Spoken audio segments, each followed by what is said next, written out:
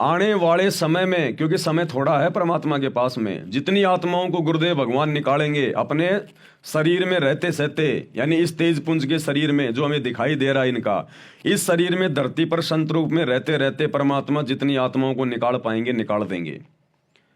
तो सभी भाई बहनों की प्रबल इच्छा होनी चाहिए हमारी। ये तो हमने कभी सौपन में भी नहीं सोचना, चाहे आप कैसी भक्ति कर रहे हैं, कितनी मर्यादा में कुछ भी हैं आप, लेकिन ये आपने जिंदगी में नहीं सोचना, चाहे आपकी 70 साल की उम्र हो रही है, 80 साल की उम्र हो रही है, हमने ये नहीं सोचना कि भगवान इस जन्म में नहीं तो अगले जन्म में तो पार हो ही जाऊंगा। ये सबसे बड़ी गलती होगी हमारी, सबसे बड़ी गलती। इसका मतलब हम अपने गुरु जी पर विश्वास नहीं कर रहे। अरे सतगुरु जो चाहे सो कर दे, अगर भक्ति की इच्छा होगी भगवान उम्र बढ़ा देगा। रामानंद की, पंडित रामानंद जी की 650 साल पहले परमात्मा ने उम्र बढ़ा दी थी, उसको चिंता हो गई थी। जब वो 124 साल का था, 104 साल का या वो कितना था, तब उसको परमात्मा मिले 5 साल की उम्र में। उसको फिर टेंशन हो गई कि जो भक्ति में कर रहा था ये तो 2 आने की भी नहीं, अब मेरी उम्र बची नहीं तो मेरा मोक्ष कैसे होगा। तो उसकी चिंता को देखकर भगवान ने 150 साल की उम्र दी उसको, पंडित रामानंद जी को, कि तेरे भाग्य में उम्र नहीं है, तेरी मौत तो उसी दिन होनी थी जिस दिन सिकंदर लोदी ने तेरी गर्दन काट दी थी, वो तेरा लास्ट दिन था। अब आगे का जीवन मैं दे रहा हूं तेरे को भक्ति के लिए। तो परमात्मा ने 150 साल की उम्र दे दी उसको। तो वर्तमान में कोई भाई बहन अगर 80 साल का भी हो रहा है ना, तो ये मत सोचना कि इस जन्म में नहीं तो अगले जन्म में तो पार हो ही जाऊंगा। ये अगला जन्म हमारी डिक्शनरी से हटा देना चाहिए हमने, ये दिमाग में नहीं आना चाहिए। अगला जन्म नहीं, बिल्कुल नहीं। वो भगवान की मौज है, वो गुरु की मौज है, अगला जन्म दे ना दे, लेकिन हमने नहीं सोचना बिल्कुल भी। और दूसरी बात, भले आपकी 30 साल की उम्र है, चाहे 40 साल की उम्र है, चाहे आपकी 50 साल की उम्र है, हमने सुबह उठते ही सबसे पहले भगवान से यह अरदास करनी है, परमात्मा पीछा छुड़ाओ। अगर आज भी आप सतलोक के लिए अगर मुझे लेकर जाना चाहोगे ना गुरुदेव, यदि आप आज और अभी इसी समय अगर आप मेरे सामने प्रकट होकर कहो बच्चों चलो बैठो विमान में, ए गुरुदेव मैं उसी समय आपके साथ चलने को तैयार हूं। हमने इस कदर तैयार रहना इस संसार से पीछा छुड़वा के कि भगवान जब तक हूं तब तक तेरी नौकरी कर रहा हूं, तेरे बच्चों का पेट भर रहा हूं, तब तक मैं अपनी जिम्मेदारियां निभा रहा हूं, काम धंधा कर रहा हूं। बाकी मेरी इस गंदे लोक में रुकने की, रहने की, जीने की कोई इच्छा नहीं है। हमने इस कदर अब तैयार हो जाना चाहिए इस गंदे लोक के दुखों को देख के, भगवान के मिशन को समझ के। रोज हमने ये सोचना है कि बस आज मेरा अंतिम दिन, आज मेरा अंतिम दिन। ये प्लानिंग मत बनाओ, भक्तों के मन में ये प्लानिंग नहीं होनी चाहिए कि 2 साल बाद एक मकान बनाऊंगा। ये प्लानिंग नहीं होनी चाहिए भगत के मन में। क्या पता भगवान आपको 1 महीने के बाद सतलोक ले जाने की सोच रहा है और तुम उधर 2 साल बाद में मकान बनाने की सोच रहे हो। तो भैया काल के साथ एग्रीमेंट है, भगवान जबरदस्ती नहीं करेगा। भगवान 1 महीने की आपकी टिकट को कैंसिल कर देगा कि देखते हैं भैया अभी तो हमारा भगत ही 2 साल की सोच रहा है, अभी तो हमारा भगत ही ये सोच रहा है कि 2 साल बाद जाऊंगा, तो जब तक ये तैयार नहीं होगा मैं कैसे लेके जाऊंगा। क्या कहते हैं गुरुदेव बार बार कि बच्चों तुम अपनी इच्छा से आए थे, अपनी इच्छा से जाओगे, मैं जबरदस्ती नहीं करूंगा। ना मैंने सतलोक में जबरदस्ती करी कि तुम काल के साथ जाओ, तुम्हारी इच्छा बनी तो तुम इसके साथ आ गए, मैंने भेज दिया। अब ना मैं यहां जबरदस्ती करूंगा कि चलो सतलोक चलो सतलोक, ना तुम्हारा हाथ पकड़ के ले जाऊंगा। जब तुम खुद अपनी इच्छा से सतलोक जाने के लिए तैयार होगे उस दिन लेके जाऊंगा। तो ये आप और हमारी इच्छा पे निर्भर है भाई और बहनों। इतना ज्ञान देने के बाद में आप और हमारी इच्छा के ऊपर है ये।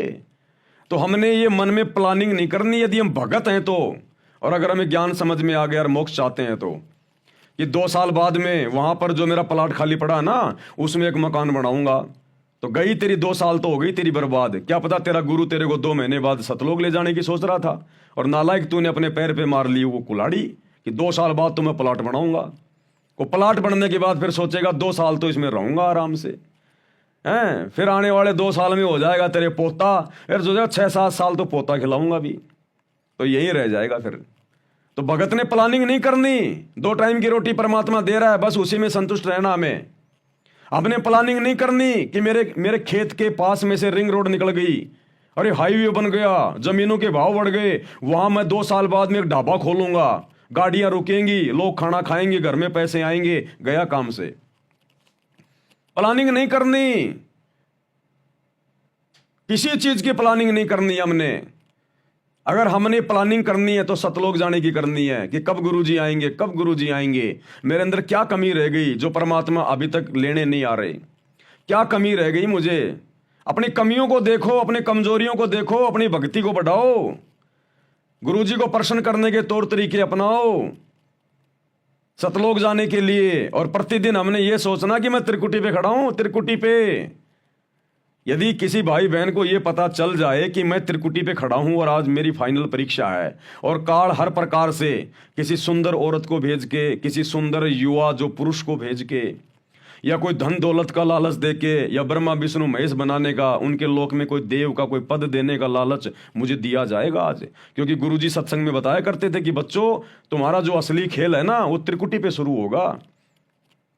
हमें गुरुदेव बताया करते थे कि बच्चों, धरती पे ये काल कुछ नहीं कहेगा, तुम्हें कुछ नहीं कहेगा। ये इस पृथ्वी लोक पर तो जैसा तुम्हारा कर्म है उसी अनुसार तुम्हारे को अच्छा बुरा मिलेगा। ये इस पृथ्वी लोक पर तो जीव को छेड़ता भी नहीं है। इस काल का असली खेल शुरू होता है जब हम त्रिकुटी पर पहुंच जाते हैं, वहां ये अपना दाव खेलेगा। उससे नीचे ये कुछ नहीं कहता ये काल। उससे नीचे तो जैसे तेरे कर्म है वैसा ही तेरे को मिलेगा। तो प्रतिदिन हमने ये सोचना कि आज मैं त्रिकुटी पे खड़ा हूं, मेरा फाइनल डे है आज मेरी परीक्षा का दिन है। और परीक्षा के दिन में, जिस दिन बच्चे की परीक्षा होती है, अगर उसका जीजा भी आ जाए, उसका फूफा भी आ जाए, उसका कोई अच्छे से अच्छा कोई यार दोस्त मित्र कहे कि चल आज घूमने चलते हैं, अरे गाड़ी मेरे पास में, पैसे मेरे पास में हैं, तेरे को पैसे खर्च करने की जरूरत नहीं है, अरे कोई बात नहीं मैं लेके चलता हूं तेरे को फ्री में, चल आज घूमने चलते हैं, वो बच्चा कहीं नहीं जाएगा। उसको पता कि आज तेरी परीक्षा है, अगर आज तू परीक्षा में नहीं गया और फेल हो गया, तेरा 1 साल बर्बाद होगा। तो भगत को ये डर होना चाहिए कि आज मैं त्रिकुटी पे खड़ा हूं, मेरा हर दिन ये त्रिकुटी का दिन है, और अगर मैं फेल हो गया मेरा एक जीवन जाएगा, एक जीवन पूरा। तो ये सोचकर, इतना भयभीत होकर हमने अपने हर दिन को त्रिकुटी पे खड़ा हुआ मानकर इस भक्ति मार्ग पे आगे बढ़ना है कि भगवान मेरी कहीं से भी आज मेरी परीक्षा हो सकती है। अगर मैं घर से बाहर निकल गया ना काम धंधे के लिए, कोई भी काम करता आदमी, तो ये सोच के घर से निकलना है कि आज मेरा फाइनल डे है, मैं त्रिकुटी पे खड़ा हूं। और काल किसी न किसी प्रकार से, चाहे किसी से मेरा लड़ाई झगड़ा करवाएगा, मनमुटाव करवाएगा, कोई लड़की आएगी बोलेगी मेरे से फ्रेंडशिप करोगे क्या, मेरे से चैटिंग करोगे क्या, मेरे से शादी करोगे क्या, पता नहीं क्या क्या ड्रामेबाजी, कुछ भी हो सकता है। ये नित्य नियम हमारे को इसीलिए तो पढ़ाया जाता है रोजाना घर से बाहर निकलने से पहले, कि तुम्हारे साथ में कोई लड़ने झगड़ने को भी तैयार होगा काल प्रेरणा से। कोई अच्छी मंदी बात भी तुम्हें कहेगा, कोई लड़की भी टकराएगी, कोई लड़का भी टकराएगा, कोई लोभ लालच की बातें भी होंगी, रिश्वत की बातें भी होंगी, 2 के 4 कमाने की बातें होंगी। तो तुम लोगों ने किस प्रकार से अपने जीवन को टैकल करना है, अपने पूरे दिन को तुमने सुचारू रखना है। तो गुरुजी सुबह सुबह हमारे को नित्य नियम पढ़ा के, इसीलिए तो हमारे को घर से बाहर भेजते हैं कि बच्चों तुम नित्य नियम को ध्यान में रखना, इसमें तुम्हारे को आदेश दे दिए गए तुमने क्या करना है। तो इस प्रकार भाई और बहनों, हमारा हर दिन ये होना चाहिए कि मैं त्रिकुटी पे खड़ा हूं, तब हम भक्ति पे सफल हो सकते हैं, नहीं तो नहीं होंगे हम यहाँ पर। हम 5 साल आगे की हम लोग ये प्लानिंग करके बैठे हुए हैं, 5 साल आगे की हम प्लानिंग करके बैठे हैं, तो भगवान कैसे ले जाएगा हमें? हमारी इच्छा ही नहीं, अभी तो हमारी यहीं पे वो प्लानिंग की इच्छा है। तो भगत ने कोई प्लानिंग, कोई विचार ऐसा करना ही नहीं चाहिए हमारे को इस काललोक में। प्लानिंग भी करो तो भक्ति की करो कि भक्ति मेरी ज्यादा से ज्यादा कैसे बढ़े, मैं क्या करूं, मेरे गुरुजी कैसे मेरे से प्रसन्न हो। केवल इस बात की प्लानिंग, सतलोक जाने की प्लानिंग, तब जाकर हमारा मामला सुलझेगा, नहीं तो नहीं सुलझेगा भाई और बहनों, बिल्कुल नहीं सुलझेगा। जिस समय हम सतलोक से यहां आने के लिए तैयार हुए थे, कितने उमंग में थे, और उस समय हमारा भगवान, हमारा गुरु कबीर भगवान हमें कह रहा है बच्चों रहने दो, दुखी हो जाओगे, बच्चों दुखी हो जाओगे, रहने दो, तुम्हें किस बात की कमी है। हम डांटे नहीं, डट रहे थे। हमारा बाकी का जो परिवार था, हमारे माता पिता, भाई बंधु, हमारी पत्नी, वो भी हमारे को रोक रही थी कि मत जाओ मत जाओ, लेकिन हमने किसी की नहीं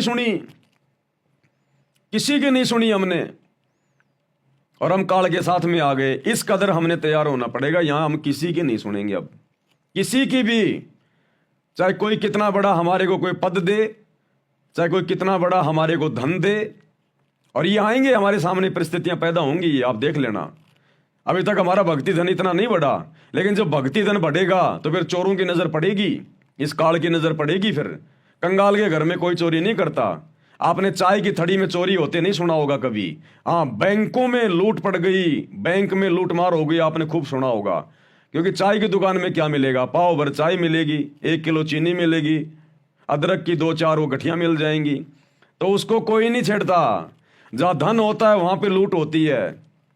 तो अब आप और हमारा भक्ति धन बढ़ेगा आने वाले समय में, जितना हम मर्यादाओं में रहेंगे।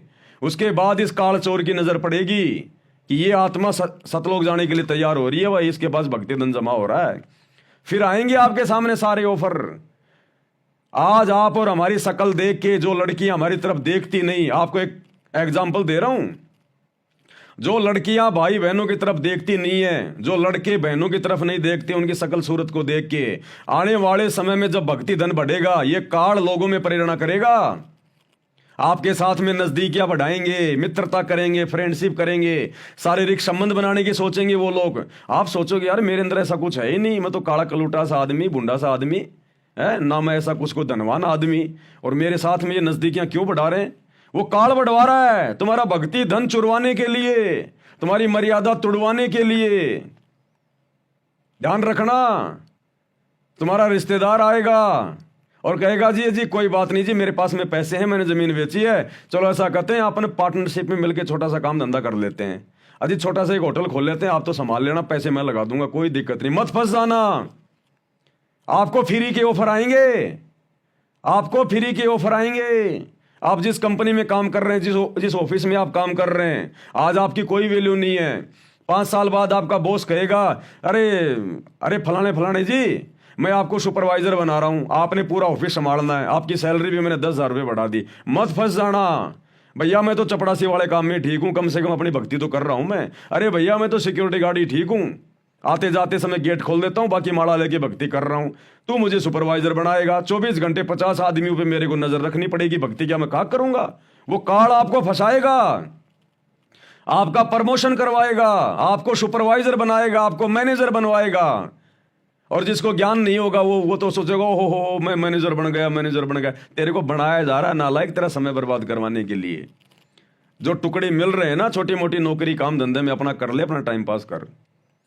तो भाई और बहनों, आज जो दुनिया हमारी तरफ देखती भी नहीं है, कल को ये दुनिया नजर गाड़ के रखेगी, लेकिन हमने सावधान रहना, उस समय ज्ञान को आधार बना के रखना है, अपने मान बढ़ाई में उलझना ही नहीं है। हमने असंख्यों बार ये सारी चीजें करके देख ली हैं। परमात्मा ने कह दिया बेटा तेरा कोई पहला जन्म थोड़ी है, कोटि जन्म तू राजा की न्या मिटी न मन की आशा, भिक्षुक होकर दर दर घूमिया मिला ना निर्गुण राशा। अरे नादान प्राणी, जो आज तू रोड पे खड़ा होके जो ये जो मेहनत मजदूरी कर रहा है ना और अपनी भक्ति कर रहा है, तो ये ना सोच कि हर जन्म में तू ऐसा ही था, या आज तू इतना गरीब है तो तू ऐसा ही था। ना ना ना ना, करोड़ों बार तू राजा रह चुका, चक्रवर्ती राजा, करोड़ों बार। ये तो तेरे को भक्ति करवाने के लिए तेरे गुरु भगवान ने तेरे को इस गरीबी वाली स्थिति में रखा है। आज अगर तू छोटा मोटा कोई सरपंच होता ना, तो आज तू भगवान के नजदीक भी नहीं आता। तो ये तो शुक्र मना गुरुदेव भगवान का, और ये बात हकीकत है भाई और बहनों, ध्यान रखना। ये पृथ्वी पाप और पुण्य के हिसाब से चलता है, पूरा 21 ब्रह्मांड पाप और पुण्य के हिसाब से। ये कोई राजनीति के हिसाब से नहीं चलता, ये किसी जैक और चेक के हिसाब से नहीं चलता। पाप और पुण्य पे टिका हुआ सारा सिस्टम, ये पाप और पुण्य के ऊपर। तो पुण्य तो आप और हमारे ऊपर है ही, यहां के राजा से ज्यादा पुण्य आप और हमारे पास में है। और इसकी सबसे बड़ी पहचान यह है कि हमें सतगुरु ने अपनी शरण में ले लिया। गुरुदेव कहते हैं लख भर सूरा जूझ ही लख भर शावंत दे, और लख भर यति जहान में तब सतगुरु शरण ले। गोरख से ज्ञानी गने सुखदेव जति जहान, और सीता सी बहु बारिया संत दूर स्थान। तो गुरुदेव कहते हैं लख भर सूरा जूझ ही, जो आत्मा लाखों बार सूरवीर के जन्म प्राप्त करती है। सूरवीर वो योद्धा होते हैं जो युद्ध के मैदान में गर्दन कटवाना मंजूर लेकिन पीठ नहीं दिखाते, टुकड़े टुकड़े होके वो कट जाएगा लेकिन पीठ नहीं दिखाएगा, उसको कहते हैं सूरवीर। तो गुरुदेव कहते हैं जब एक आत्मा लाखों जन्म ऐसे सूरवीर के भोग लेती है, लख भर सूरा जूझ ही लख भर सावंत दे, लाखों बार आपको शावंत दे प्राप्त हो चुकी है। शावंत दे गुरुदेव ने बताया वो आदमी होता है जिसके दोनों हाथ या एक हाथ अपने घुटने के नीचे से होता है, पैर के घुटने से भी जिसका एक हाथ या फिर दोनों हाथ इतने लंबे होते हैं। वो बहुत ही ज्यादा भक्ति धन से परिपूर्ण आत्मा होती है, आधीन होती है, उसको कहते हैं सावंत दे। वो पुनकर्मी आत्मा होती है। त्रेता में श्री रामचंद्र जी सावंत दे थे, ये दुनिया वालों को नहीं पता, ये गुरुदेव भगवान ने बताया। तो गुरुदेव कह रहे करोड़ों बार लाखों बार तुम्हारे सावंत दे वाले जीवन भी हो चुके हैं। तो लख भर सूरा जूझ ही लख भर सावंत दे, और लख भर यति जहान में लाखों बार हमने हनुमान जैसे जन्म भोगे। दूसरी औरत में हमने कभी कुदृष्टि भी नहीं डाली, ब्रह्मचारी जीवन जिया हमने। तो गुरुदेव कहते हैं जब एक आत्मा इतने इस प्रकार के लाखों और करोड़ों जीवन भोग लेती है, इतना भक्ति धन उसके पास होता है, इतने पुण्य होते हैं, तब सतगुरु शरणा ले। तब सतगुरु, ये कबीर भगवान सतगुरु रामपाल जी ऐसी आत्मा को कलयुग की पिछली पीढ़ी में अपनी शरण में लेता है। तो ये देश के राजा महाराजा, अमेरिका का राजा महाराजा, ब्रह्मा विष्णु महेश, भक्ति धन के मामले में, पुण्य के मामले में आप और हमारे एक बाल के बराबर भी नहीं है, बाल के बराबर भी। तो असल में ये दुनिया का राज आप और हमारे भाग्य में था। भाई और बहनों, ये सत्य मान लेना, ये दुनिया का राज, ये मंत्री पद, प्रधानमंत्री पद, ये बड़े बड़े ये बिजनेसमैन के पद, ये बड़ी बड़ी नौकरियां, बड़े बड़े ये अधिकारी के पद, असल में आप और हम भगत भाई बहनों के भाग्य में था ये। क्योंकि भक्ति धन तो आप और हमारे पास में है ना, क्योंकि सतगुरु की शरण में तो हम आए ना। तो सतगुरु की शरण में कौन आएगा? लखबर सूरा जूझ ही लखबर सावंत दे, और लखबर यति जहान में तब सतगुरु शरणा ले। तो हम थे वर्तमान में इस दुनिया में सुख भोगने के अधिकारी, काल का झूठा सुख भोगने के अधिकारी। लेकिन हम परमात्मा की अच्छी आत्मा थी, इसलिए परमात्मा ने हमारे भाग्य से वो काल के झूठे सुख, वो मंत्री पद, प्रधानमंत्री पद, वो कैंसिल कर दिया परमात्मा ने, और हमारे को नॉर्मल स्थिति में रखा, ताकि मैं इनको अपनी शरण में ले लूं आसानी से। इन दुखों से दुखी होकर इनको भगवान याद आएगा। अगर हम छोटे से सरपंच भी होते ना, सरपंच भी, तो बता दो आज दुनिया का एक भी व्यक्ति जो सरपंच हो वर्तमान में और गुरु जी की शरण में हो, और यदि है तो वो मर्यादा में नहीं है।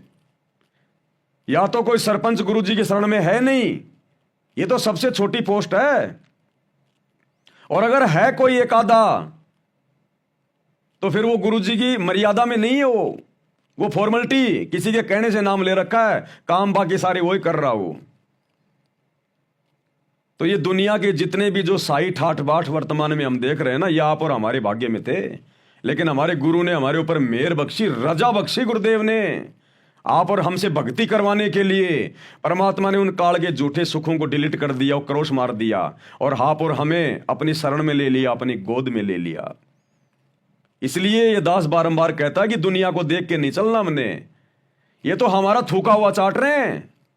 हम संत रामपाल जी के भक्तों का थूका हुआ चाट रही है ये दुनिया। ये मंत्री पद, प्रधानमंत्री पद, ये बड़े बड़े अधिकारियों के पद, ये हमारे भाग्य में थे, हमारे गुरुदेव ने हमें नहीं दिए, इसलिए हमारा थूका हुआ दुनिया चाट रही है। इसलिए हम भक्तों ने ज्ञान को आधार बना के दृढ़ रहना है कि मैं कमजोर नहीं हूं, मैं निर्धन नहीं हूं। जो सतगुरु रामपाल जी का भगत हो के ये कहे कि मैं निर्धन हूं, उससे बड़ा मूर्ख आदमी दुनिया में कोई दूसरा नहीं। अरे कबीरा सब जग निर्धना, धनवंता ना कोई, और धनवंता सो जानिए जिसके पास राम नाम धन होए। इस दुनिया की सबसे सुंदर औरतें हमारी माता बहनें हैं। ये होनी थी दुनिया की सबसे सुंदर औरतें, क्योंकि हमारे पास में भक्ति धन है, और भक्ति धन से ही इस प्राणी को उच्च पोस्ट मिलती है, सुंदर शरीर मिलता है, गोरी गोरी काया मिलती है, सुंदर सुंदर उसको चेहरा मिलता है। लेकिन भगवान ने काट दिया हमारा मोक्ष करवाने के लिए, हमसे भक्ति करवाने के लिए, कि अगर मैं इस आत्मा को सुंदर शरीर दे दूंगा, 6 फुट का शरीर दे दूंगा, ये दिन में 10 बार शीशे में मुंह देखेगा, भक्ति क्या खाक करेगा? फिर ये अहंकार आएगा ही आएगा, मान बढ़ाई आएगी आएगी, सुंदरता की, अच्छे हट्टे कट्टे शरीर की आएगी आएगी अहंकार मान बढ़ाई। ये रह नहीं सकता आदमी, क्योंकि 5 विकार हमारे अंदर हैं। तो गुरुदेव ने हमारी उन माता बहनों को उतना सुंदर शरीर नहीं दिया, उन भगत भाई बहनों को उतना सुंदर शरीर नहीं दिया जो उनके भाग्य में था। तो जानबूझ के परमात्मा ने हमारी माता बहनों को और हम भगत भाई बहनों को वो सुंदर शरीर, सुंदर चेहरा नहीं दिया। घर में हमारे वो इतना पैसा नहीं दिया, हमसे भक्ति करवाने के लिए। तो ये जितनी जितनी सुंदर माता बहनें, बड़ी बड़ी ये बॉलीवुड की हीरोइन बन के घूम रही हैं, बड़े बड़े राजघरानों की बहू बेटियां बन के घूम रही है, ये हमारी माता बहनों के द्वारा थूका गया चाट रही हैं। ये हम भक्तों के भाग्य में था ये सुंदरता, ये सुंदर चेहरा, हट्टा कट्टा शरीर, ये हम भक्तों का थूका हुआ चाट रही है दुनिया। इसलिए हमने किसी के रूप रंग को देखकर, किसी के धन कार कोठी को देखकर, किसी के मंत्री पद को देखकर हमने अपने अंदर निराशा नहीं लेके आनी कि मैं गरीब हूं, मैं सुंदर नहीं हूं, मैं काला हूं, मैं कलूटा हूं। हम तो सबसे सुंदर थे, लेकिन भगवान ने जानबूझ के बनाया हमें भक्ति करवाने के लिए। इसलिए परमात्मा कहते हैं दुनिया को देख के नहीं चलना, ना दुनिया की धन संपत्ता, कार कोठी, पैसे, रंग रूप, कुछ नहीं देखना। ये हमारा थूका हुआ चाट रहे हैं। हमने भक्ति करके सतलोक जाना है, और अब सतलोक जाके हम वो चेहरा प्राप्त करेंगे, वो सुंदर चेहरा। अगर ब्रह्मा विष्णु महेश भी उस चेहरे को देख ले, जो चेहरा आप और हमारा सतलोक में है, जो हमें मिलेगा, ये पागल होके गिर जाए, पागल होके। इतनी सुंदरता, इतना नूर है, 16 सूर्य जितना नूर। ये भी पागल हो जाए देख के, हमें वो शरीर मिलेगा। अब अगर भगवान हमें यही दे देते तो सतलोक में नहीं जा पाते, फिर हमारे गधे कुत्ते के मुंह लगते फिर अगले जन्म में। तो ये गुरु की हमारे ऊपर विशेष रहम, विशेष मेहरबानी। इसलिए हमने गुरुदेव के चरण धो धो के पीने चाहिए, अपने सतगुरु रामपाल जी भगवान के कि परमात्मा रजा बख्शी, आपने मुझे दुनिया का सबसे धनी बना दिया। ये भक्ति धन, इसकी कदर होगी। इस भक्ति धन से आगे का जीवन निर्धारित होता है, आगे के जन्म निर्धारित होते हैं। इस भक्ति धन से हमें मोक्ष मिलेगा, सदा सदा का अमृतत्व प्राप्त होगा, सुंदर शरीर मिलेगा, सारे ठाठ बाट मिलेंगे। तो सबसे बड़ा धनी कौन? ये दुनिया का धन तो यही रह जाएगा। आज कोई अरबपति है, खरबपति है, अरे ये सोने चांदी के सिक्के, ये कागज के नोट तो यही रह जाएंगे, उसका शरीर भी 2 मुट्ठी राख बन जाएगा, और आप और हमारा भक्ति धन जाएगा साथ में। ये भक्ति धन जो आज हम जोड़ रहे हैं भक्ति करके, ये हमारे साथ जाएगा। और परमात्मा कह रहे हैं सह शरीर लेके जाऊंगा अपने भक्तों को, सह शरीर। भाई जो गुरु बचन पे डट गे, कट गे फंद 84 के, कट गे फंद 84 के, कट गे फंद 84 के।